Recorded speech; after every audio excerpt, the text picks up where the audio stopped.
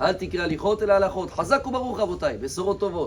est le 4 Tammuz aujourd'hui. Iloula de Rabbeinu Tam. Tout le monde a entendu parler de nom Rabbeinu Tam, qui est le petit-fils de Rashi. Son vrai nom, c'est Rabbi Yaakov Ben Meir, parce que Rashi n'avait pas des garçons, il n'avait que des filles. Une de ses filles était mariée avec Rabbi Meir. Et Rabbeinu Tam, donc, c'est son petit-fils. On remonte en arrière, il est décédé dans l'année 1171. Et quand on parle de Rabbeinu Tam, je sais que tout de suite, déjà les hommes, ça les concerne parce qu'on connaît les téphilines de Rashi et les téphilines de Rabbeinu Tam. Il y avait un grand combat entre eux, les 4 parchemins qu'on a dans les téphilines, à quel ordre on doit les mettre. Alors il y en a qui mettent les 2 paires des téphilines pour faire aussi ce qu'il dit le Shulchan Aruch, Yere Shamaim, quelqu'un qui les Chayef Rabbi, disons en suédois, il veut mettre aussi téphilines de Rabbeinu Tam, c'est très très bien. Mais on connaît aussi Rabbeinu Tam dans les horaires. Il avait un chemin, Rabbeinu Tam, en hébreu intègre.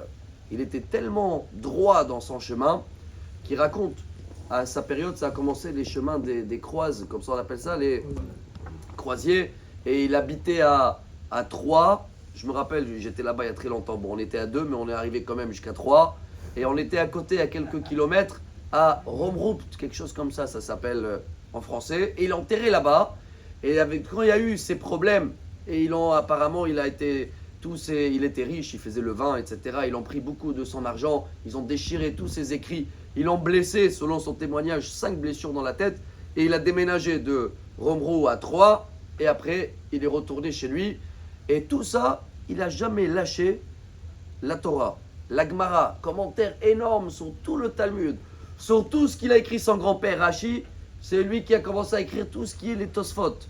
Et si on veut tirer un message avec cette paracha extraordinaire, Rabbeinu Tam défendait énormément les sources. Comme à l'époque, imaginez-vous, il y a 800, 900 ans en arrière, comment ils copiaient le Talmud et tout. C'était des gens qui étaient là avec des plumes, avec des parchemins, et ils étaient en train d'écrire lettre par lettre.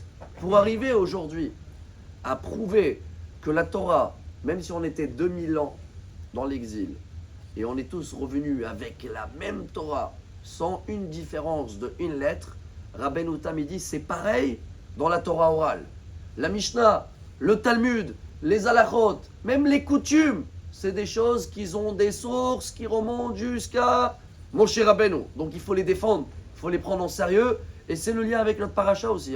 Si Moshe Rabbeinu, vous vous rappelez au début quand on est sorti d'Égypte, il fallait rendre l'eau douce, alors Dieu il a dit prends le bâton et mets dans l'eau. Et dans la paracha qu'on va lire, Hukat en tous les cas, Dieu il dit surtout pas le bâton cette fois-ci. C'est la force de la parole. Regardez la différence entre 40 ans dans le désert. Au début, c'était une génération forte.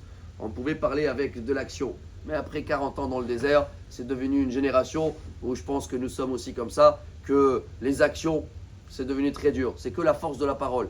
Et la force de la parole dans la Torah, que chaque lettre, elle a des sources qui remontent jusqu'à Moshe Rabbeinu. Et c'est ce que Dieu il voulait que Moshe nous fait comprendre, que même quand tu parles à un rocher, à quelque chose, la nature peut changer avec des lettres et des paroles de Torah. Voilà la Iloula de Rabbeinu Tam aujourd'hui, qu'on va se rappeler dans marcher dans ce chemin. Il a écrit Sefer HaYashar, le livre des droits, avec des questions-réponses sur tout le Talmud. Et peu importe tout ce qu'il y a autour, chers amis, qu'on va toujours être dans la joie, dans la santé et dans le Shabbat Shalom. Amar Rabbi Elazar,